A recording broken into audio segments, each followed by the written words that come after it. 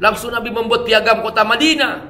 Nah, ini namanya iqamatul khilafah. Maksudnya ya, teman-teman semua, ayo ngaji bersama Abi Amir dalam program Memahami Islam hanya di FAT TV.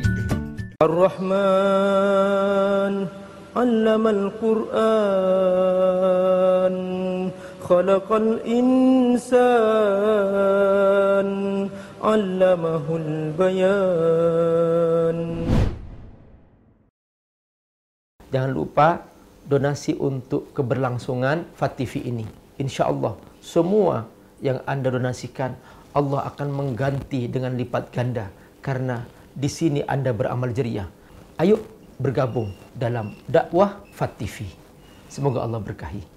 Sahabatku semua rahimakumullah, kita akan menjelaskan tugas Rasul berikutnya, yaitu iqamatuddin. Iqamatuddin. Bagaimana menegakkan ajaran Allah Subhanahu wa taala. Menegakkan di sini maksudnya yang menjalankan. Kan ada tugas-tugas. Tugas-tugas yang memang itu harus dilakukan oleh seorang pemimpin, disebut khalifah atau al-qaid, macam-macam istilah ya. Dalam Al-Qur'an disebut inni ja'ilun fil ardi khalifah. Jadi menegakkan agama Allah Subhanahu wa taala, mengajarkan agama Allah Subhanahu wa taala. Karena ada tugas-tugas yang nggak bisa kecuali ya pemimpin gitu. Ya harus ada pemimpin. Makanya ketika Rasulullah SAW hijrah ke Madinah, Nabi langsung menjadi pemimpin. Disambut dengan sambutan, Tala'al badru alaina min zaniyatil wada, wajaba syukru alaina, ma da'a lillahi wada, ma da'a lillahi da'. Kenapa kok hijrah? Karena di kota Mekah nggak bisa bebas, nggak bisa merdeka. Di kota Mekah disiksa, dibantai, sulit untuk memimpin di sana karena penduduk kota Mekah nggak bisa. Nah, hijrah ke Madinah, langsung Nabi disambut sebagai pemimpin. Langsung Nabi membuat piagam kota Madinah. Nah, ini namanya iqamatul khilafah. Maksudnya ya menegakkan kepemimpinan.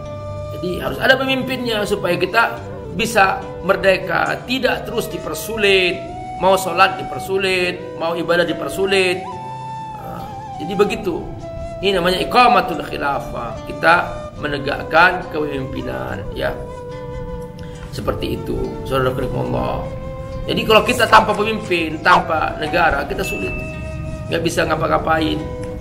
Alhamdulillah, setelah kita merasakan bagaimana nikmatnya merdeka, tidak ada penjajah, kita bebas sholat, kita bebas, masya Allah, membangun masjid di mana-mana. Itu semua dalam rangka kita merasakan indahnya iman kepada Allah Subhanahu wa taala. Di kota Madinah, para sahabat, masya Allah, merdeka. Mereka meletakkan aturan hidup di pasar, tidak boleh menipu, dikontrol langsung oleh negara ketika itu.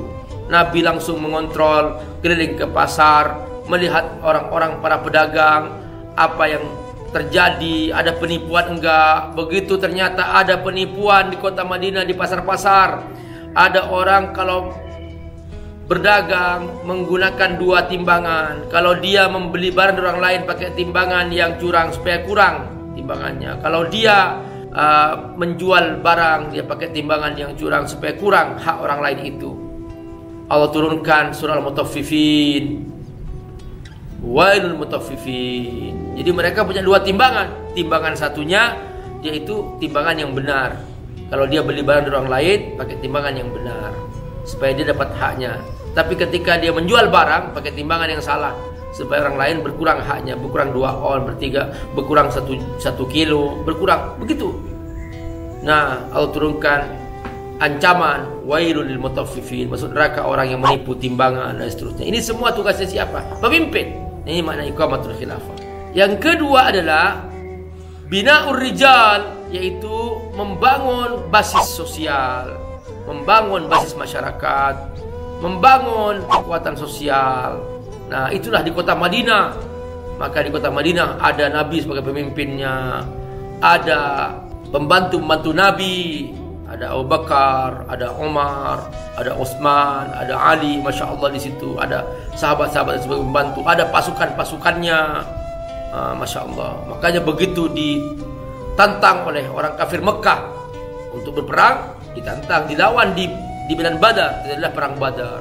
Ditantang lagi di medan Uhud, terjadi perang Uhud. Begitu seterusnya. Kenapa? Karena sudah ada basis kekuatan di situ. Karena apa? Karena memang yang namanya setan nggak pernah berhenti untuk selalu merusak kebenaran, merusak ajaran Allah Subhanahu wa taala, mengajarkan mabok, mengajarkan berzina, mengajarkan maksiat, berjuang terus. Itu namanya virus ya. Seperti kalau kita punya laptop, itu harus ada antivirus. Nah, jadi Bina'ur Rijal ini adalah antivirusnya. Membangun kekuatan itu adalah antivirusnya, supaya tidak mudah orang menyelusup, menghancurkan di dalam. Wajar ya. Kenapa? Karena virus datang secara tiba-tiba merusak laptop kita. Gitu. Itulah pentingnya ada antivirus. Jadi ini semua dalam rangka antivirus, supaya tidak ada yang merusak agama Allah Subhanahu wa taala.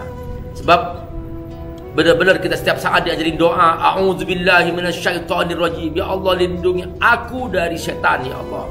Nah, setan ini dari mana? Minal jinnati wan nas. Ada setan dari kalangan jin, ada setan dari kalangan manusia. Nah, kalau di kalangan jin kita berdoa aja sudah kalah itu. Tapi yang berat itu setan kalangan manusia. Inilah yang pertarungan gak pernah selesai sampai hari kiamat. Makanya harus ada kekuatan namanya Bina'ur Rijal, ya, membangun kekuatan supaya kita benar-benar menjadi pribadi yang kokoh. Nah, kita sedang belajar ini, iya. Nah, kita sedang belajar. Makanya kita diajarkan olahraga supaya tidak masuk penyakit. Nah, itu dalam rangka membangun kekuatan fisik, jasmani, seperti itu.